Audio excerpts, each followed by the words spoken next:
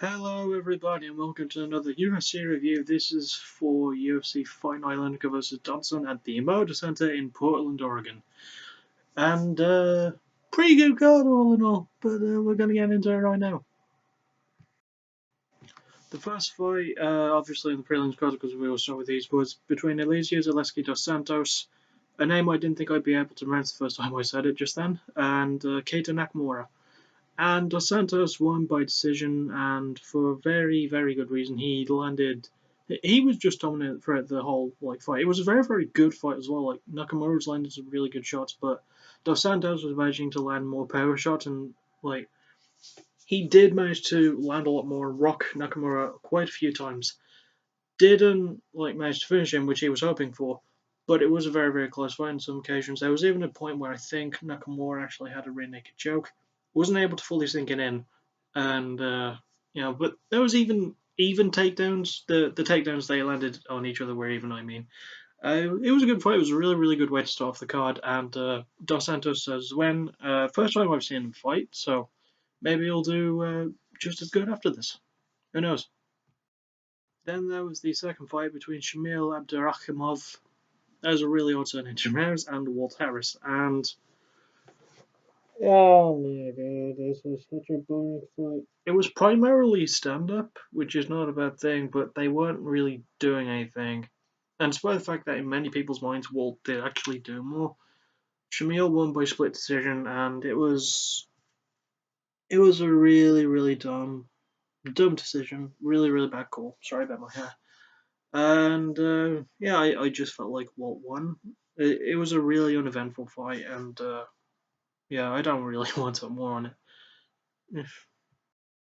But then we pick things up as Andre Touchy Feely, I love that name so much, fought against Hakan Diaz, and Feely won by split decision.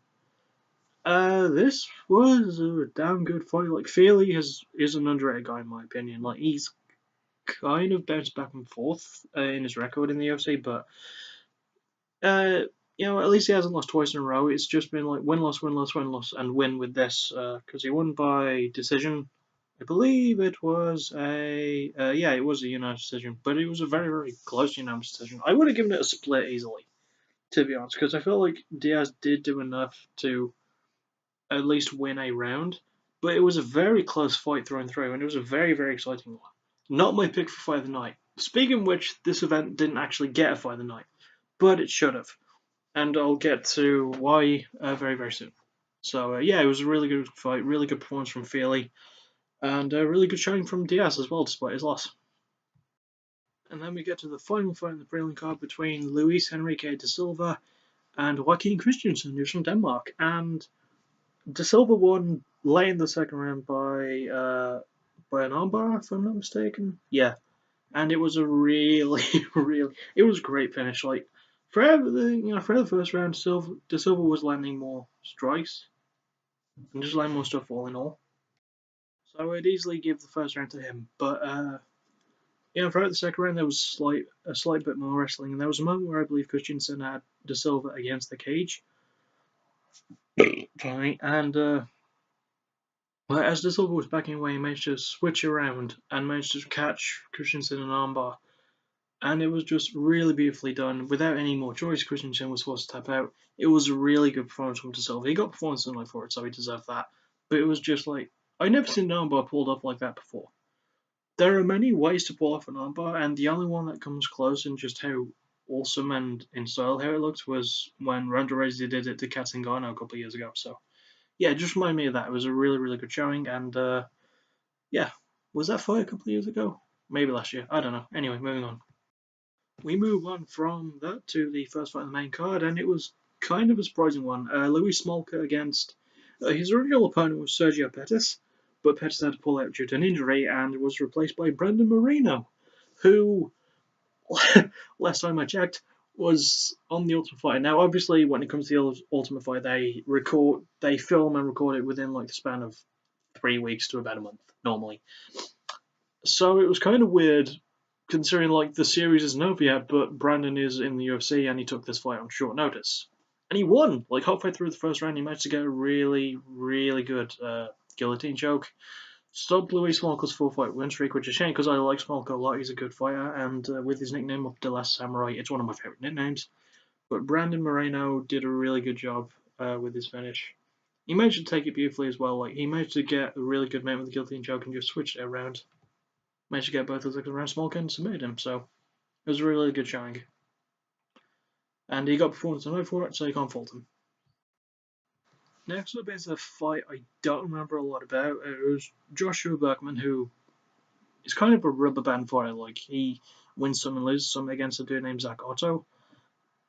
And Otto won by split decision, and it was fair. I mean, he did do enough to win. I just wish I could remember enough about the fight to recognize that. And oh, something I almost forgot to bring up. You know how like these days in the UFC, when it comes to the shorts, they have like more of the actual colors on the shorts instead of just like white and black. Like you know, if a fighters from America, they'll have blue. If it's from Brazil, they'll have mostly yellow. They started doing that with the shirts now, which is kind of cool. Like they'll mostly be black, but like the right sleeve will be like the colour representative of the country, as well the streak across the chest. And I'd like to see that done for the hoodies, because that would just look really awesome in my opinion in terms of design. But that's just like my mind. But yeah, I don't remember a whole lot of the fight. Zach Otto won by split decision somehow. Eh, eh, eh, eh. Then we get to the second of three fights that where a fighter missed weight. The first one was Hakan Diaz, who weighed in at, what did he weigh in at? 148 and a half. Yeah, and in this one, Alex Oliveira came in overweight at 161 and a half.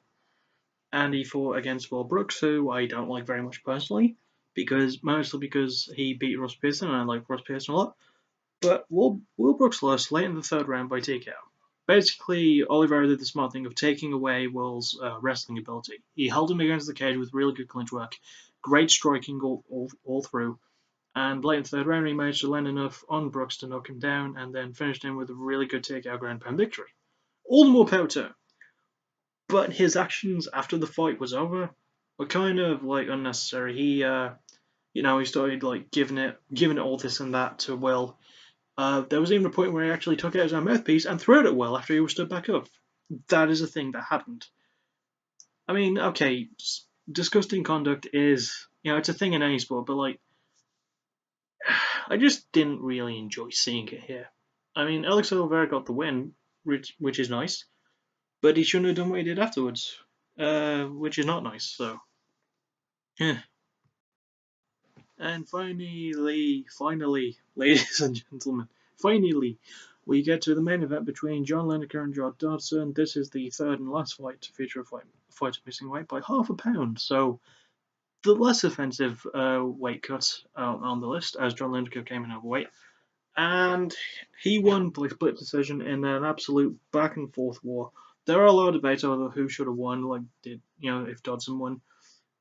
I agree with the decision. I think like calling it a split decision was good because there were a lot of moments where Dodson made shine, and okay, he did land a couple of takedowns. He didn't really do anything with them though. Like the first takedown he landed in the first round, it was just more he pushed Lineker over to get him away.